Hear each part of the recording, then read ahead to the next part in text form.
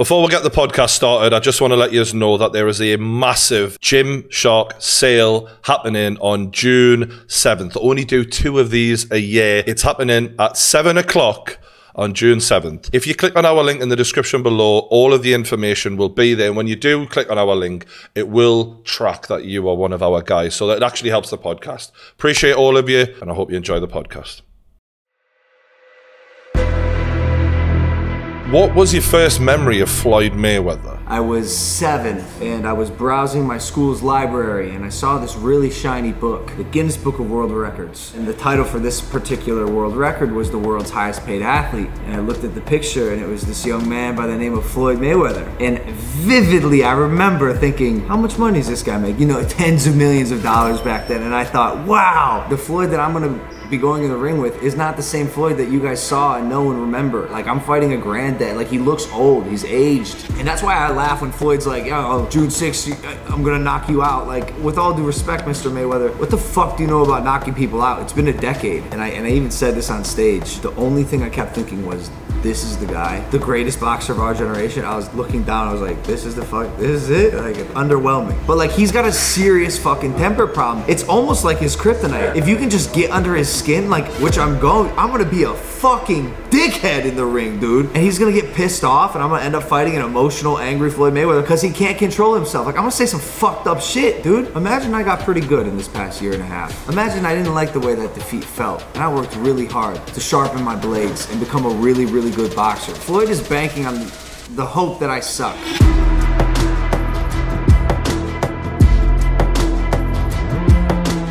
You win just by even looking good here. You know, if you land a good shot on him that you can play at the start of Impulsive on the intro, end of story, you've won. I think he's gonna catch a really, really, really hard shot to the body or to the head, and he's gonna go, oh fuck, because they're gonna be coming all night. He's not gonna want to get caught by it. Let's say you're in the final round, you've got one more round to do it. Oh, and just go, oh yeah, I'm going for it. Yeah, for real. Yeah, I'm going for it. Yeah, you're fucking, yeah.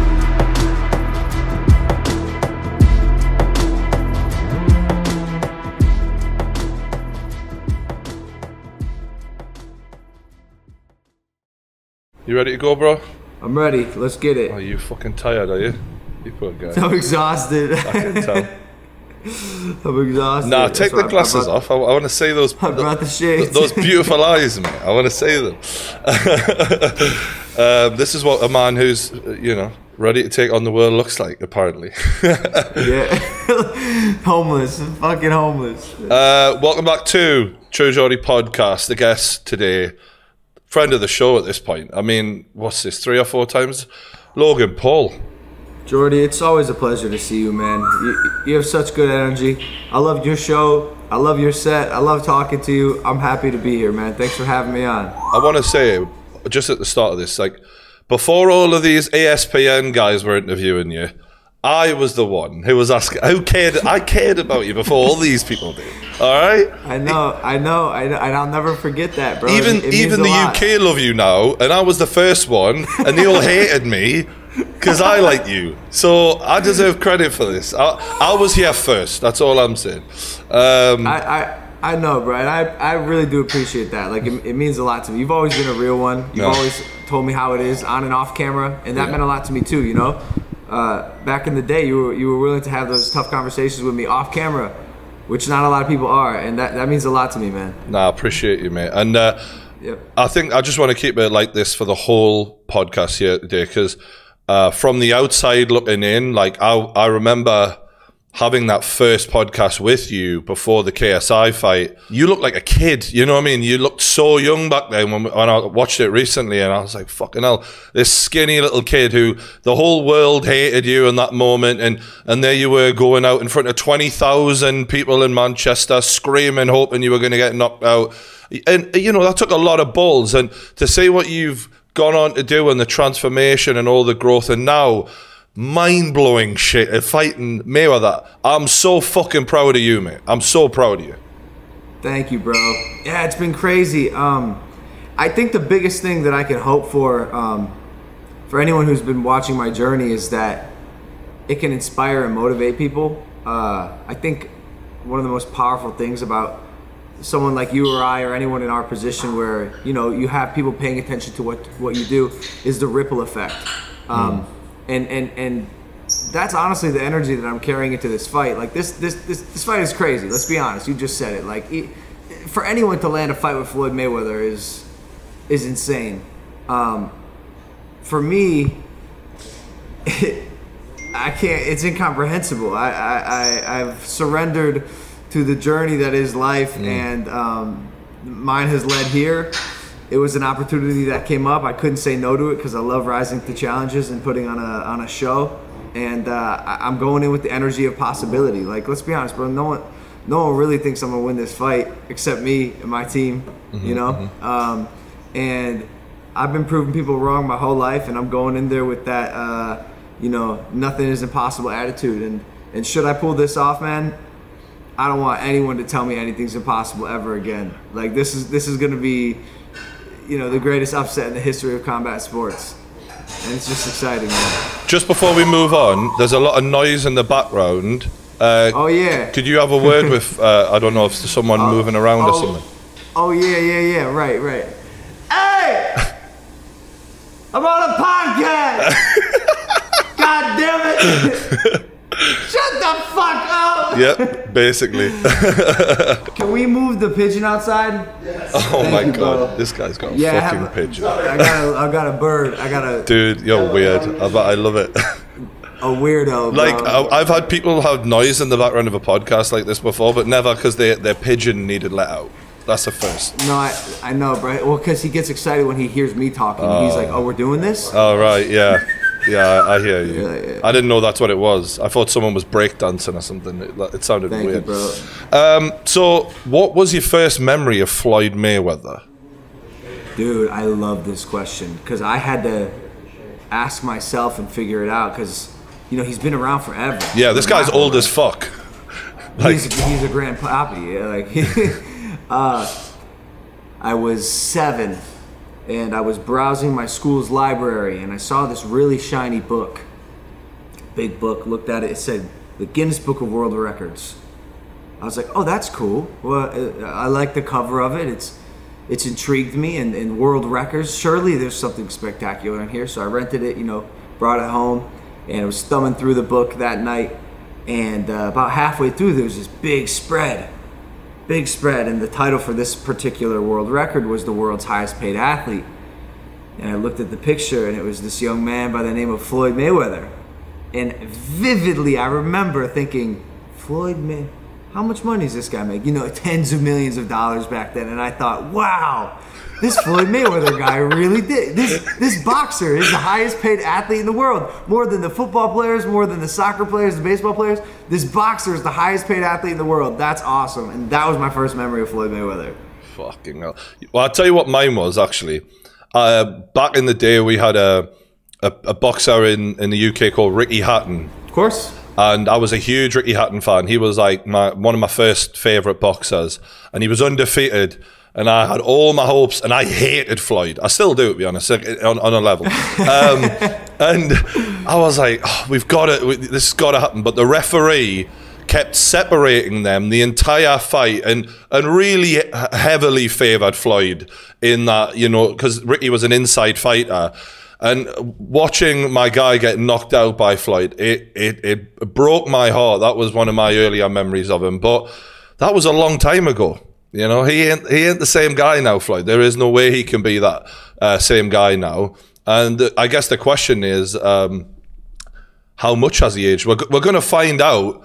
But the guy hasn't had a real fight in 5 years, and a lot can happen in that time. I'm jumping ahead a little bit, but a lot of people are writing you off.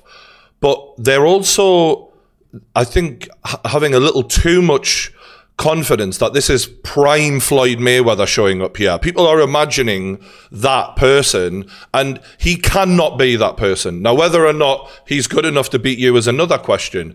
But in the last fight I say a fight, the exhibition he did with that kid from Japan, he did not look the same in that fight even. He didn't look anywhere near as good as his old self. So I'm excited for you here. I really think that there's a lot that could happen in this fight that'll shock people. The allure is this. I think people have this image of Floyd Mayweather in their mind, this this ideal athlete, the one that became 50-0. And like you said, no matter how you cut it, the Floyd that I'm going to be going in the ring with is not the same Floyd that you guys saw and know and remember and love to watch. It's just not. Like, I'm fighting a granddad. Like, he looks old. He's aged. Bro, Father Time takes his toll on everyone. Yeah. Granted, Floyd is a specimen of a human. Like, I made this comment to someone yesterday. The rules of life don't really apply to this guy. Like, he'll train. This is not a joke. He'll train 6 hours a day and eat once, and it's like Burger King or some shit. and that's it. Like, you know, the rules of like health don't apply to him. He's a beast, you know. And I've heard that he's looking pretty sharp inside his camp to this day. Like, you know, I'm not relying on time solely to have withered Floyd to the point where I'm going to destroy him. But I can imagine it's going to affect him a little bit. He's probably going to be slower and a little bit more frail than usual. The reason I'm bringing it up is I think part of the problem for promoting this fight is that people are seeing very black and white. And I don't mean that on a racial level as much as Floyd might want to make it that way. In that, you know, like, this is a young guy who is inexperienced versus a guy who's got a lot of experience. But yeah, I think that in selling the fight, that is something that has not been explored. It's Logan is not good enough. He's yada, yada, yada. No one says anything about Floyd. Floyd's perfect. And yeah, for 44, I'm sure he's amazing. I'm not taking that away from him. But I'm just saying, Floyd isn't prime Floyd, and I think that's something that people need to remember too. It's, you know, it's tough, bro. Like, again, the whole circumstance about this thing is crazy. It's the young buck who wants to test his newfound ability against the old sage, and let's see if the master still got it. And it's the allure of, like, what if, oh, Logan, you're gonna get your ass kicked, but what if you knock out the greatest boxer of all time because he's slipping in round 3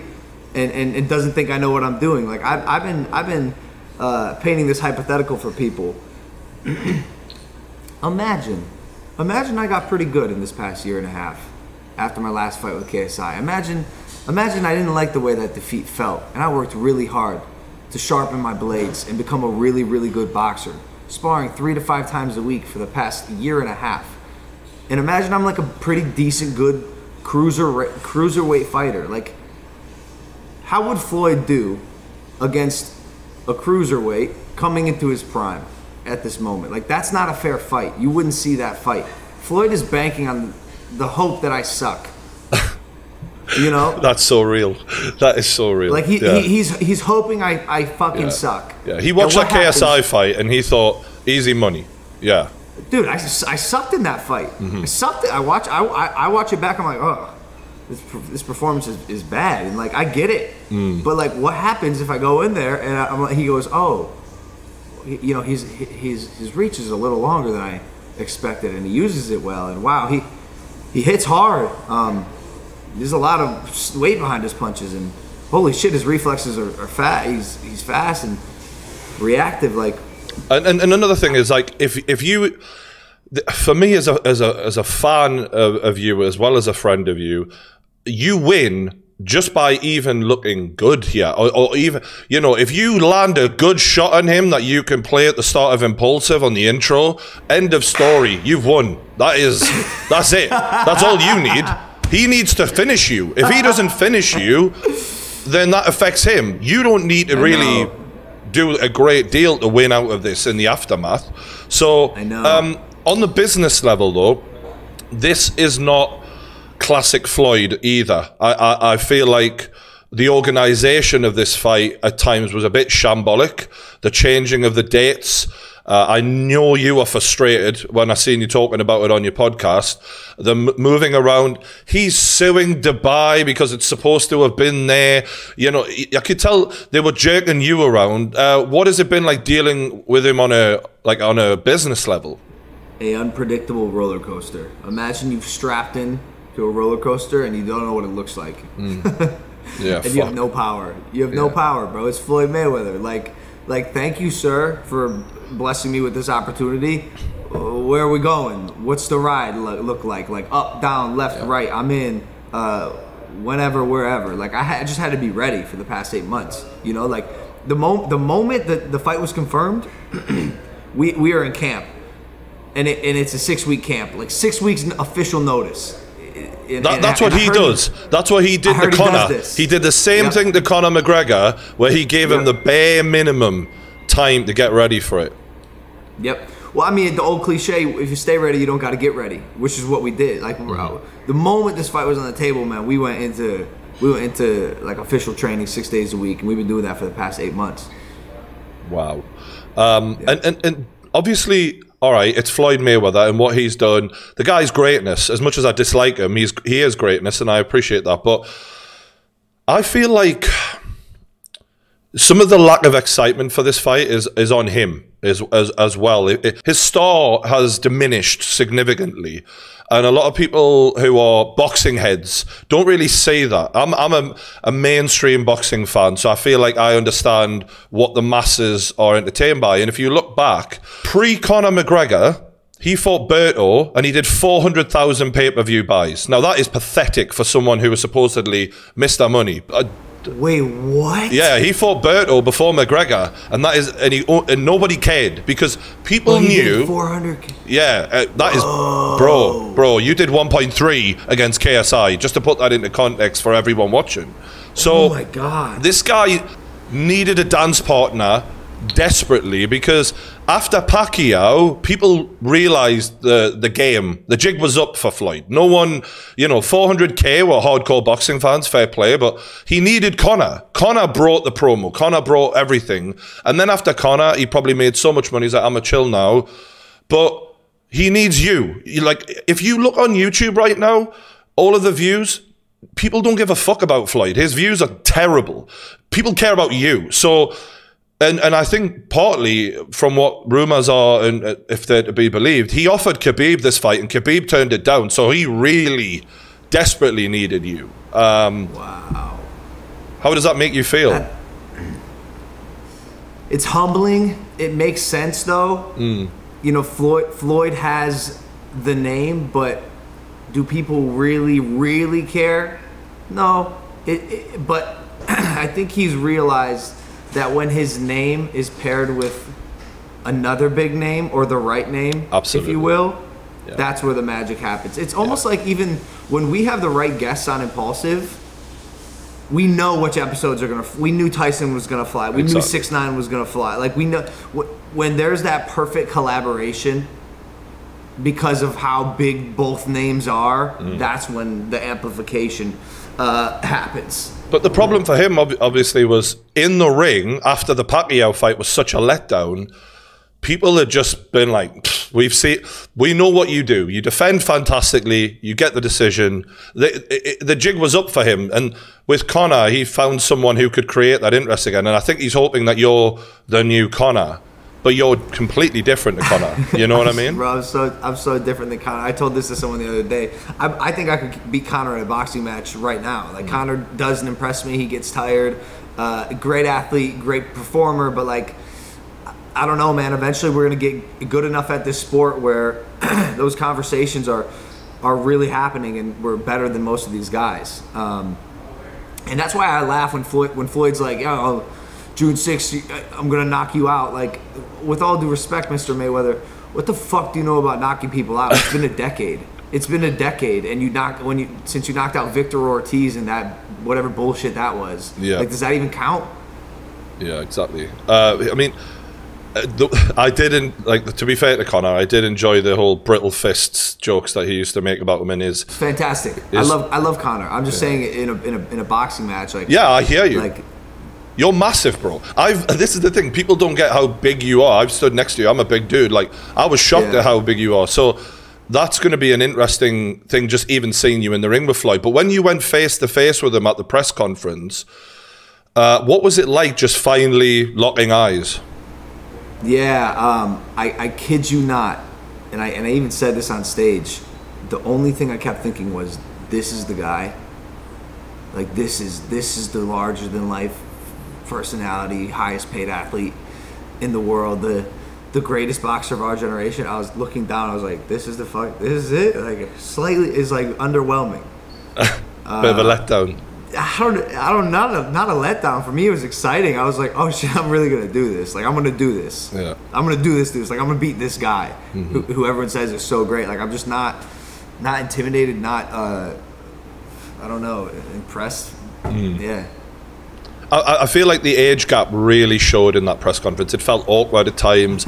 You were so funny. When Jake took off his hat, man. Well, even before that, though, when you were talking to each other, like he reminded me of Floyd Senior. Like you know, he was completely out of. It was embarrassing for him. Like I'm like, you got this young kid who understands like modern day culture, and this guy who's really trying to stay relevant. And he's like, he can say what he want to say. He can feel how he want to feel. I'm like, is that the best you've got? Oh, mention in Japan. That's original. Like it was just awkward. It really, he wasn't doing a good job.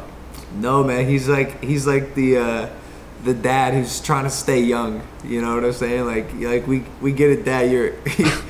Your time has passed. And he landed on a nickname for me in one of his recent press conferences that I think he liked a lot.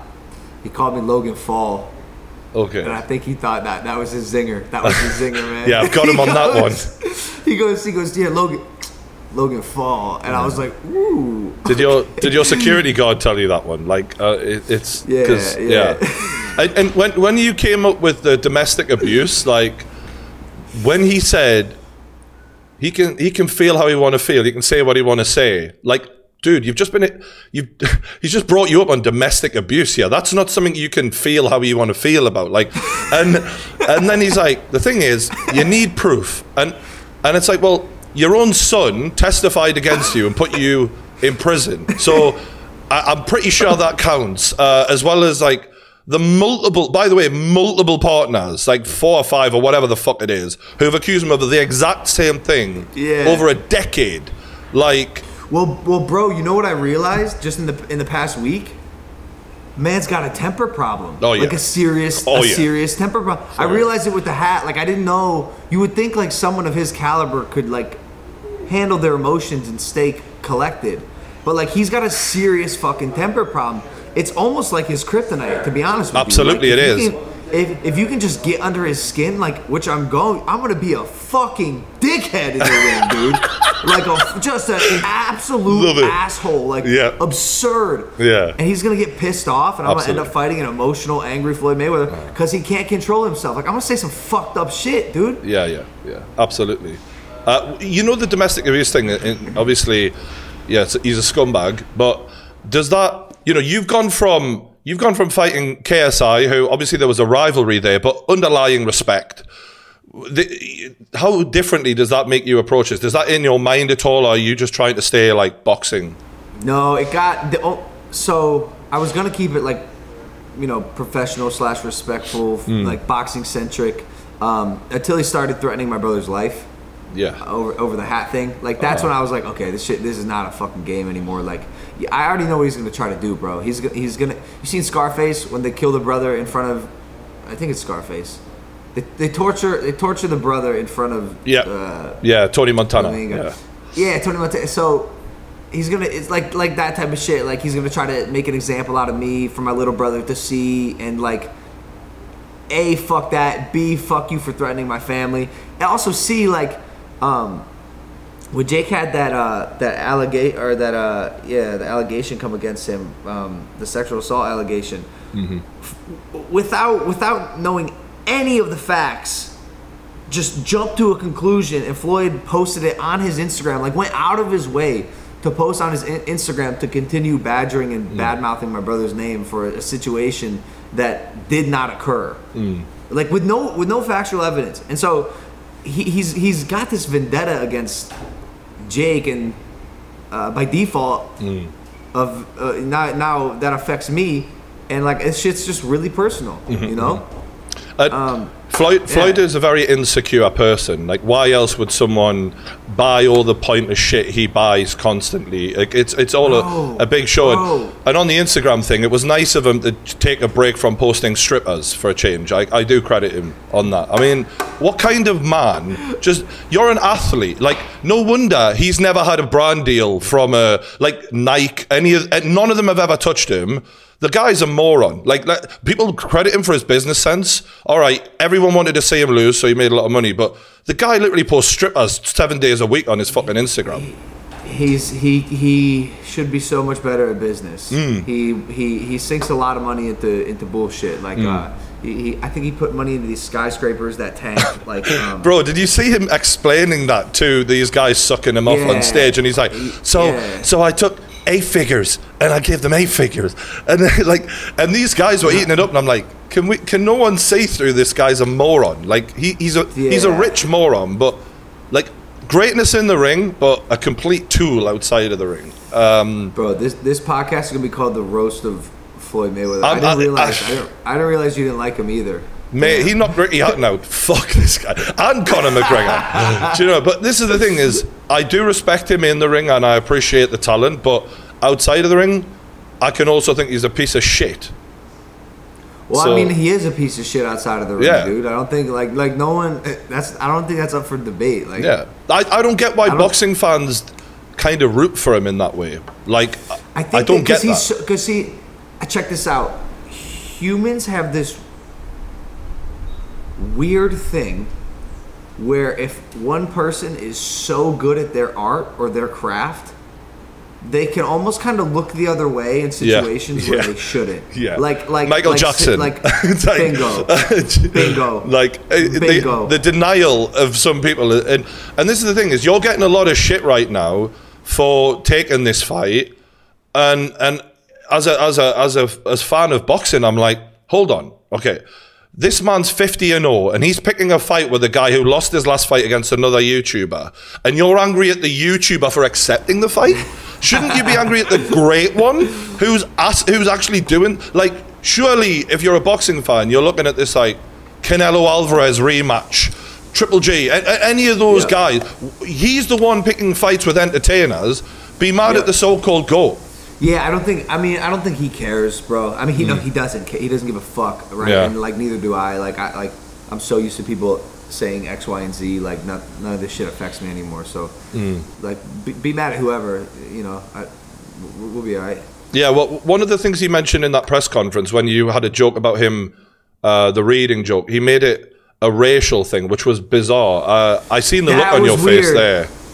That was weird. And it made me extremely uncomfortable because I said something about, are you reading off a teleprompter? Like, you can't even read.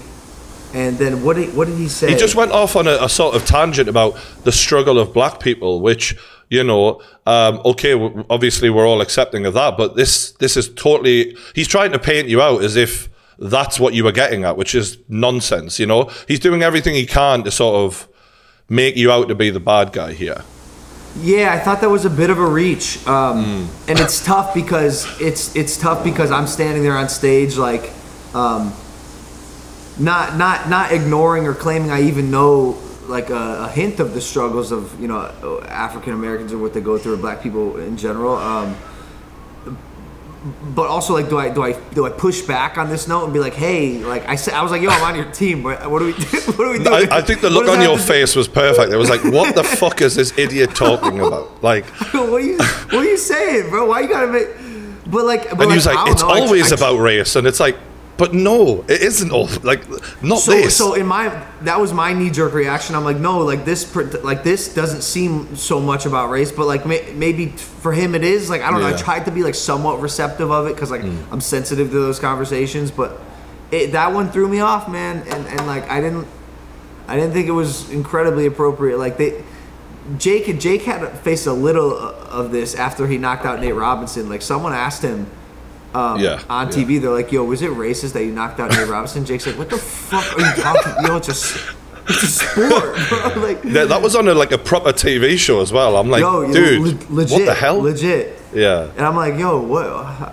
No, it doesn't make any. I would have flipped. So speaking of Jake, then, so he sort of that press conference wasn't going so good in terms of an entertainment standpoint. Being brutally honest, like Floyd was flagging massively, and Jake lit a fire under it. And what is it like looking at that whole situation now? When I mean, it was just mental.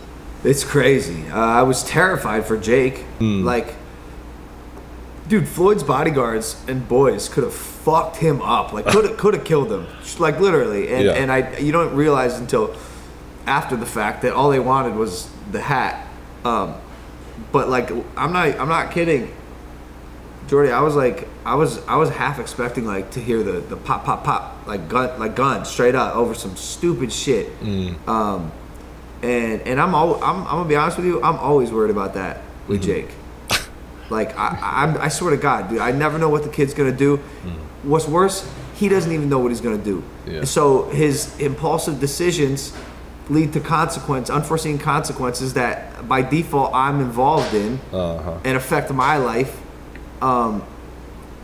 He's the problem child. What are you gonna do? I think that, look, in reality, if Floyd had just like laughed at him and went, dude, you're running away with my hat, you're an idiot. It's over. It's over. Floyd looks like the smart one, and Jake looks like the idiot. But Floyd is so childish that I feel like Jake is very good at like being that childish provoker and like prodding someone, and that is the perfect antidote to Floyd, because Floyd is usually the biggest child in the room. And the fact that he like flipped, and I guess it was because of that terrible hair job that he's had done. That was really, you know, it's not a good hair job, to be honest with you. I hope they've got that fixed in time for the fight, because there's going to be a lot of cameras there. But where was Showtime are putting this fight on? Yeah, is it a Showtime, isn't it? Yeah, I'm like, where the fuck is Showtime? Like, you know, when I watched the McGregor press conferences with Floyd, there was fucking bodyguards everywhere, neutral guys. It felt like Floyd just had like all the heavies, and you two are just trying to fight these guys on your own. But we had to rent a security guard, like it was like a friend. It was a friend of Jake's main security guard. Like, I don't even know if he does it. Like, like he's just a guy. I know a guy. Literally, he was a dude. We might as well have gone down the street and went, "Hey, man, you need a job?" Oh my God! And it was bad. We were ill-equipped, man. I don't think any of us realized that it was going to get that serious. You know that it. But, it's become a little bit of a joke, though. Like the fact that this guy doesn't want to walk down the street without being surrounded by, you know, 8-foot men. Like, he doesn't want to get caught. I get that, and I don't get. But it's a bit overkill. Do you know what I mean? Like, one bodyguard should be enough, surely, or 3 max. Yeah, I don't even think Muhammad Ali had bodyguards. Yeah. Did he? Well, yeah, but it's just weird. I find the whole shit like bizarre. But going back to the chat we've had. So after the KSI fight, you know, you're looking back on it now. You clearly aren't happy with the way you performed. What was your sort of biggest regret about the night? It's a great question. I mean, obviously, my biggest regret would be tapping him when he went down. Like, after I got him with the uppercut, that last final punch where he was like kind of on the ground, and I just tapped him in the back of the head. Like, I wish I would have pulled that punch. I wish I wouldn't have done that, because then I think it's pretty safe to say, like, he would have got a 10 count. He still would have been pretty wobbly, and I probably would have finished him off right then and there. But then again, woulda, shoulda, coulda, I don't fucking know. I vividly remember tapping him in the back of the head, the 2 points coming off, the 5 minutes of recovery time, and me just sitting there like, well, that was my window. Good job, Logan. You fucking blew it, you moron. But when I was watching the fight, I remember thinking, you know, you weren't pulling the trigger, and that was a real issue, because you technically probably looked a bit better than JJ, but he was the aggressor, and you just seemed hesitant. And when I spoke to Jake, he said that when you were fighting JJ, there was maybe a little fear in there, or a bit too careful. Do you still do you feel the same about that? No, I don't give any fucks anymore because I can't, and that learning lesson was experienced in that fight. Okay, you're right. I remember being, I don't know, like hesitant, like I wasn't throwing. What the fuck? Like how are you gonna win a boxing match if you don't throw? And now it's like that's all I want to do. You know, I gotta let the bombs go if I want to win and do the damage that I know I can do. And we've been working on it for a year and a half, man. It's that killer mentality that Jake has a bit more than me. My thing is I'm also a bit more calculated. I'm a bit more strategic, and I don't put myself in situations where I'm gonna get fucking knocked out or memed. And so it's that balance of like throwing and not being too vulnerable while you throw recklessly. Yeah, I spoke to a very good boxer I know who's a pro recently, and he said he's like, the problem with me is I'm a bit too smart for boxing. And I was like, what do you mean? He's like, I'm a little too aware of all of the consequences and possibilities. So when I'm in there, there's some guys, you see them, the berserkers, who clearly, a bit like Jake, I guess, who will just go in there and think, fuck it, tunnel vision. And then there's other guys who are a bit more like yourself, perhaps, who think a bit too much. And I guess you've got to switch that voice off. You have to, because bro, the berserkers, as you call it, the brawlers, like when we spar, I catch those guys because they're brawling and you lose because you're not. But I'm in there like boxing, I'm using my brain. I'm watching every fucking move you do, bro. Like that's my number one asset is probably my eyes, my vision. Like I see the punches that, and my reaction time is quick. And You're very fast for a big guy, for sure. Yeah, I'm fast twitch, and so I catch the brawlers when they're going crazy with these punches, like lean back on the ropes, like throw a big overhand, like I just see it and you get caught. And so I don't want to be that. I don't want to be the thing that I'm fighting against, especially when I'm fighting a dude like Floyd, who is the counter puncher. He is gonna catch you if you fucking slip up, if you overextend a little bit, or don't extend enough, or your timing's off. Like he's gonna get you, you know. And so I gotta be strategic where how and when I'm throwing. Absolutely. Yeah. Looking back at that training camp and everything, you know, you were in amazing shape, and even in the ring against KSI, yet you were slipping some punches. You just weren't making them pay, as you say. There was no receipt there, but. Shannon Briggs was your coach, the head coach for that. He has now moved on. What was the decision to move him on based on? I don't know, because I thought Shannon was a good coach. Like I really did, because he was a good boxer. Like he understood what it meant to be the athlete in the ring, as well as the discipline that it took to teach your student. But I felt, to be honest with you, like Milton Supreme, who's my coach now and coached me for the first fight against KSI, I felt like I hadn't quite finished the course, if you will. Like I got halfway through his teachings and then switched things up when I felt like I hadn't. There was unfinished business with his style. Like I wanted to fully absorb and learn it before I moved on to whatever. Like he's my Mr. Miyagi, and his style works really well for the type of athlete that I am, and I didn't master it. Like I want to master it, and I think it's gonna be a really good strategic, elusive fighter in the ring once we do that. I did see that Shannon called out Jake.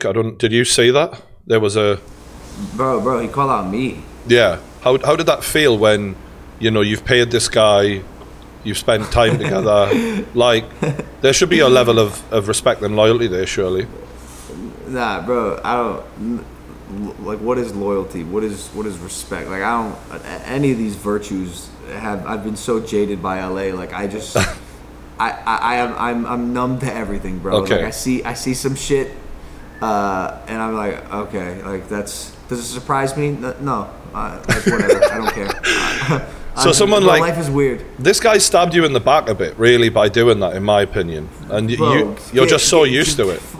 Get in the queue. Join the club, bro. Get in the queue.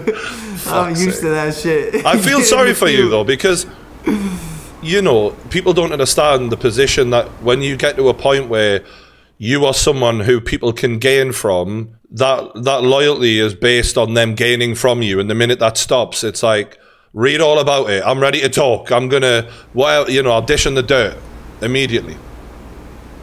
Yeah, I mean, you know, I got no complaints. Humans are humans. Some have a better moral compass than others, and I try not to hold anyone to the standard that I hold myself to, because I believe it's slightly unrealistic. But you know, you'll find the good people in your life that are on the same wavelength as you, and you keep them close, and you know, you'll be good. So you're speaking about that style, that Milton style, and I did watch the video with you battering those four brothers, and it's a very unorthodox style, and when I was watching it, I was like, okay, he's taking risks here. It could come across as a sloppy style in regards to the classic boxing style, but bro, styles make fights. As you know, styles make fights, and the amount of people who watched that video and commented on it, you fight with your hands down, you are going to get beat by Floyd if you do this. Because boxing, like, everyone thinks there's one way to box. What the fuck? Yo, where were these comments when Roy Jones was fighting? Where were these comments when Muhammad Ali was fighting? And like, I understand these are some of the greats, but like, as someone who also wants to be some of the greats, and the projection is there, like, there's not one way to do something.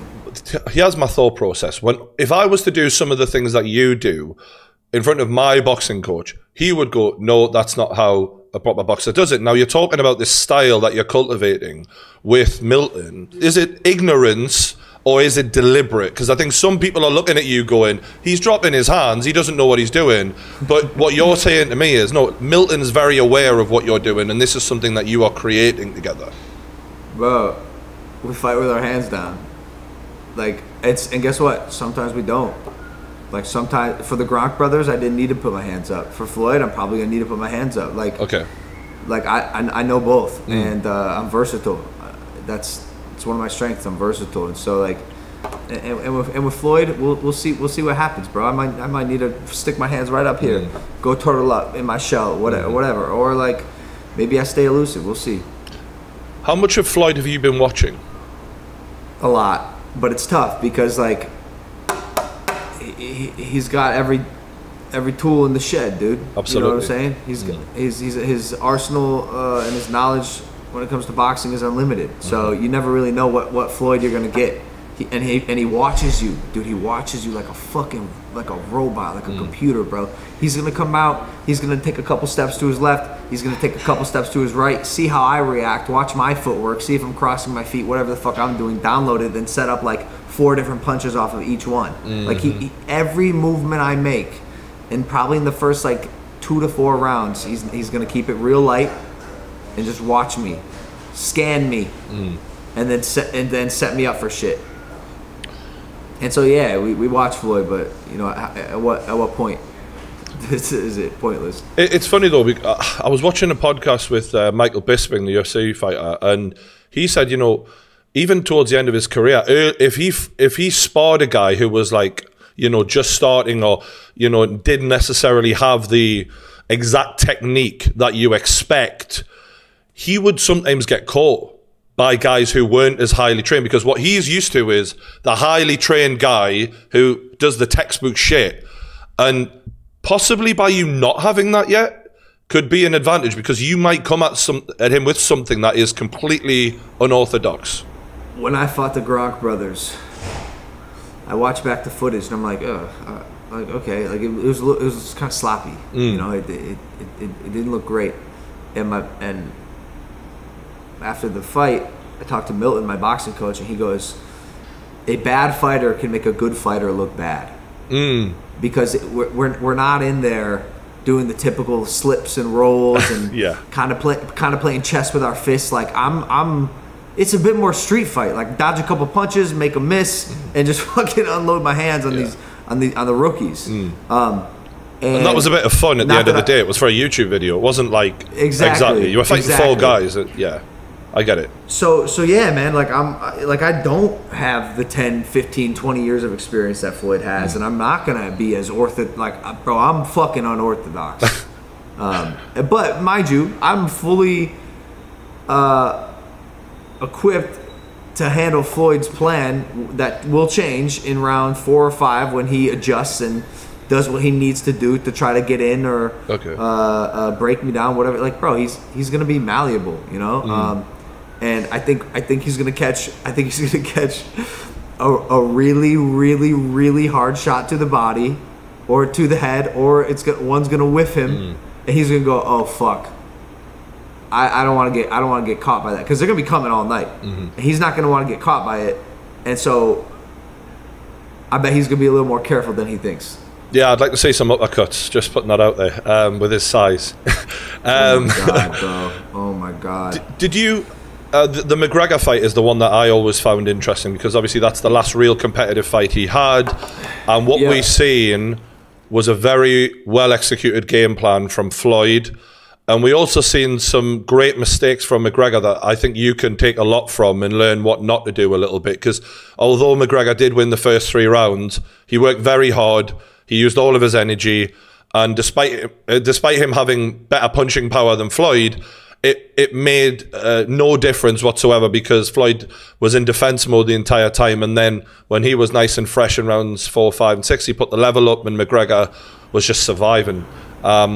Yeah, I mean that surprised me, because we know McGregor's gas tank sucks. Like, we knew that going into the fight, and Conor knew that. Like, everyone knew that. And so I'm not sure if his plan was to truly try to knock Floyd out the first couple rounds, which is like a hard fucking thing to do. Like, bro, if I knock Floyd out, it's gonna be because like God bless me with some miraculous shit, and I catch him with some dumb shit because he thinks I suck. Like, here's what's gonna happen. I'm either gonna knock him out, or it's gonna go the distance. But like, my conditioning is sick, dude. Like, I'm ready to fucking go. I'm not gonna punch myself out. Like, I'm not gonna get tired like Conor. I'm not gonna get excited because maybe I landed at one big punch. Like, Floyd's got a chin, bro, and he knows what he's fucking doing. Earlier on, you were talking about his ego, and that being his biggest weakness, and I agree with you, and I feel like Conor didn't really use that at all. Like, if I'm going, this is my opinion, but like, if I was in your situation, I'd be thinking, put all the pressure on Floyd. You know, I'm in there with him. I'm saying, come on then, Mr. Big Boxer, come and knock me out. You come to me. I wouldn't be going at him, expending all that energy. I'd be counter-punching the counter-puncher. I wouldn't be going in there trying to bully him early on, any of that. And I'd be saving my energy for those later rounds, going, I'm going to turn this shit up in rounds 5, 6, 7, 8. I'm going to be making sure I'm ready. You know what I mean? And I think the more you clown him and fuck with him, the better. Like, the more he is not thinking about boxing, and the more he's getting frustrated. And if the crowd are booing early on, it's probably going well for you. Like, to be honest with you, that's how I see it. Hey, I'll go. Hey, they're booing you, champ. Yeah, this is all for you. I go, you're the fucking best ever. I'm just this YouTuber. I'm the fake fighter, bro. Yeah, why haven't you knocked me out yet, bro? I'd be doing this. I'd be looking at my wrist, checking the time, going, I'm still here. Another round, I'm still here. Like, oh, another minute gone by, you still haven't knocked me out. I would be clowning him and just putting as much pressure on him to come to you as possible, because that for me, if as people are saying, it's a miracle if it happens. I think you got to make him go first if you are going to catch him, and especially with that reach. 100%. That might be your best shot. 100%, baby. Yeah. Any more ideas? Pitch them my way. I love it. I'll be great. I'll do all. Checking the time. Oh, I'm still alive. Mom, I gotta call you back. Mom, I'm working. I'll call you back. Honestly, like, just take the absolute piss and clown him, because what he doesn't want is for people to not want to buy the next Floyd Mayweather fight, and there will be another. That's the best advice I would give you. And I'm not a boxer, and people might say you're talking shit, Brian, but it's just truly what I think would be the best method. And if I didn't tell you, I mean, I know some people will say, oh, well, you should have told me in private. It's like, I doubt Floyd is going to worry about what I'm saying, but, you know, I genuinely think it would be hilarious. No. Floyd is extremely worried about what you're saying. I swear to God, bro, the pettiest dude I know, bro. He cares. Yeah. He cares. Yo, he unfollowed a friend that is here in Puerto Rico because he had a picture with us up on there. Like, he's on that level, bro. Like, one of his boys is gonna watch this video. Hey. Hey Jay, or whoever the fuck is watching this video, and is gonna relay the information to him. Like, he's petty, bro. He cares. What are the rules and, you know, glove size, rounds, all that? Can you tell us that yet? Dude, I don't know how this is possible, but I don't know. I do not know. I'm hearing 10 ounce. I'm hearing 12 ounce. I'm hearing 8 rounds. I'm hearing 3 minutes. I'm hearing 2 minutes. Like, I don't fucking know. What the fuck? Yeah. Oh, I hope it's not 2 minutes. That would be. I mean, that would be good for you, but yeah. I mean, bro, we're prepared for anything. You know what I'm saying? Like, we did a legit proper camp. Like, I'm locked the fuck in. We're doing hard sparring rounds, 10, 12 rounds, 3 different guys. Like, we're ready. What level of guys and like, describe to me some of the sparring partners, because obviously you're going in there against a smaller guy, very high level, but obviously that's hard to source all the time. So, what kind of group is it? Yeah, we got a group of pros. Some guys are brawlers, some guys are boxers. We try to get guys who can emulate Floyd, or at least, you know, keep the pace. Small guys, big guys. Like, bro, I honestly, every look we can, we get. And yeah, pros, like solid boxers. You know who we sparred a couple times is Jean Pascal, who is on the undercard actually. Oh wow, well that is high level. Yeah. Yeah. It's great work too. Like, tough guy, you know. He was already here in Puerto Rico training, and so we just happened to be at the same gym and got a couple sessions in. When you moved to Puerto Rico in the middle of a training camp, I was like, wow, that is a drastic thing. What was it that made you want to do that? I mean, I know taxes are better over there, but is there anything else? Too many hoes in LA, bro, including myself, just a hoe, you know, when I'm in LA, just the worst, bro. Okay, I hear you. The worst. I had too many distractions. Gotta get out of there, bro. No more hoes. Yeah. When are you heading back to do the fight then? How long will you be in town before the fight night? I'll be in Miami June 1st, so next Tuesday I'm going. Okay. I want to move out of the fight right now and talk about some of the other stuff going on in your life. One of the main things people have been talking about lately is you and Mike and the friendship, and is Mike on Impulsive? What the hell's going on there? Do you mind sharing with me where you're at right now with that? I don't mind sharing. The problem is I don't know where I'm at with it. Like, I seen he was on the other podcast with Keem and that, wasn't it? And he basically said something fucked up that was incorrect about why you said something. Well, that was the issue. That was the catalyst. And then what people don't know is, like, there was like a number of things that, you know, had been building up before that. But like, I love Mike. I get it more than other people would, because I literally work with my best friend all the time, and there's always little things that you know you might do with each other, or you might not agree on, or whatever. So I do get it. Like, you can love someone, but also just need a bit of space or whatever. The issue is that it happened right as I entered training camp, so there wasn't like a proper setting or time to like really iron it out. Because I entered training camp and, like, literally, bro, I'm like, I don't want to fucking deal with this shit. Let's handle it after this fight. Almost everything in my life, every like relationship, every business thing, like, let's handle it after this fight. I don't care. Nothing else matters. Like, I can't see past June 6th in my mind. Like, I'm usually really good at mapping out my life and projecting and extrapolating, but I can't see past June 6th because nothing else fucking matters to me. So you think after the fight, you and Mike can have a chat and sort it all out? Yeah, we're grown men. We'll figure it out for sure. Because you guys have made a hell of a podcast together, and I also like the new guy Georgie as well. Like, I think it'd be a shame if that dynamic wasn't there. No, we'll figure it out. We'll figure it out, man. He just went through the breakup with Lana as well recently. What was it like? You were the guy who set them up, and it was a crazy relationship. How do you see that? Do you think that's a good thing for them, or? Yeah, that was one of the most toxic relationships I've ever seen in my life. Wow. Like, you can't even imagine. And they both know it. They both talk about it. Bro, every relationship can get toxic, and when you try to like ignore the toxicity and like continue, like we all know what's gonna happen. It's gonna get worse and worse and worse until someone explodes. Yeah. Or both of you explode, But again, I'm so removed. I don't know what's happening with that. I don't care. Like I'm out. The Jake Paul career that you've watched blossom, and he's been killing it. What is it like to be seeing him knocking people out, being the talk of the whole entire industry? I mean, you guys have got the entertainment world on strings right now. He's got every MMA fighter calling him out. How's that been? It's so exciting to see Jake doing as well as he's doing. Like honestly, for a long time he lived in my shadow. Or at least that was the public narrative. Yeah, he was the undercard to your main event, literally.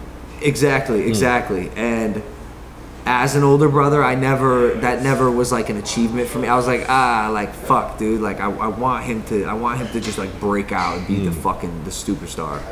And in the past like year and a half, he did. Like he really did. Like he's fucking Jake Paul, dude. And his name makes people feel, and his name makes people tune in and watch. And as a proud older brother, that's all I can ask for. So just like stoked to see him thriving in the way that he is. It's funny because I do remember 50 Cent years ago when he was friends with Floyd, and their relationship ended, their friendship ended. He did an interview and he did say Floyd will lose one day because he spends too much money and he will have to keep fighting way longer than he ever should. He was like, Floyd is the GOAT, but he would stop at a certain age and be done with it. He won't. He'll keep fighting, this is that fight. Yeah, he literally said he'll pick one guy who he'll completely underestimate and think easy money, and that's where it'll all come unraveled. Bro, I have to find this interview because like that's my exact sentiment. Yeah. Like the old man still thinks he got it, and he chose the wrong guy who didn't look good in his last fight, but got really good in a short amount of time, and is a fucking dog, and is gonna come in there with nothing to lose. Like, bro, I'm ready to fucking die in that ring. Like, I'm straight up. I'm coming back with my shield, or I'm coming back on it. Like, I am giving my heart. Have you made peace with that possibility now? Because obviously that was part of the concern with the KSI fighters. What if? Are you like, I'd rather get knocked out and really go for it than have those regrets for the months afterwards that I had last time? It's all circumstantial. You know what I'm saying? Like, I don't know. I don't know. It depends. Like, because I think the risk of, if I would have went for it last time, I think the risk of getting knocked out would have been lower. If I go for it this time on some dumb shit, like just like swinging wildly, I think I could get caught. Like we've seen Floyd beat that before. The wild. No, I guess what I mean is, let's say you're in the final round, and it's you know at this point you've got one more round to do it. Oh, and just go. Oh yeah, I'm going for it. Yeah, for real. I can imagine. Yeah. I'm going for it. Yeah, fucking yeah. But I'm going for it. I love it. I guess I've got one last question, bro. If someone said to me, describe one thing you like about Logan Paul, it's this like constant quest for growing as a person. You're constantly trying to evolve all the time. And I was just wondering, like, where are you at right now with this internal search? Yeah, so the quest you described is like one of the traits I describe myself as is I'm a conqueror. Like I can't get enough, and so I continue to do. Where am I at with the quest is like, this is probably one of the few times in my life that I will be really, really, really present. Like I mentioned earlier, I'm always thinking about my past, how I can learn from it, what I can take and move on and use in the future. I'm always thinking about what I'm doing right now. I'm always thinking about my future, like, and how the three merge together and what's best going to suit my life and my ideals and pursuits. But with this Floyd thing, and to answer the question where I'm at right now, is like, I'm right here, baby. I'm locked into this moment. I'm thinking about June 6th and what I need to do, and like, to be honest, I don't know is the answer. I don't know. I'm that. Fucking right here. Yeah. I'm right here. I'm living. I'm courageously present, and June 6th is the one date on my mind. Love it, mate. Love it. I'm absolutely rooting for you. And needless to say, if one of my mates is the guy to beat Floyd Mayweather, I'll be stood on that fucking table just like you were in the last podcast we did, screaming, he fucking did it. I'm betting on you. I'm putting money on you. End of story. Amazing. Absolutely. I'm gonna make you rich. I love you. Obviously, the date is set. It's a Sunday night, actually. That's the difference about this. Is usually Saturday night, but this is a Sunday night, isn't it? Yeah, which I actually was frustrated with, because like, how are UK fans gonna watch it? Because y'all got work and stuff to do. We'll be fine. Like, you know? We'll be fine. I'm getting up. I'm staying up. I'm staying up. Oh man, that's gonna be crazy. But yeah, it'll be on. It's on pay-per-view over here on Sky Sports Box Office. If anyone wants to tune in. And yeah, thanks again, mate. Logan Paul and Chill Jordy podcast, legend. Thank you, Jordy. I love you, bro. Cheers, bro. Same, man.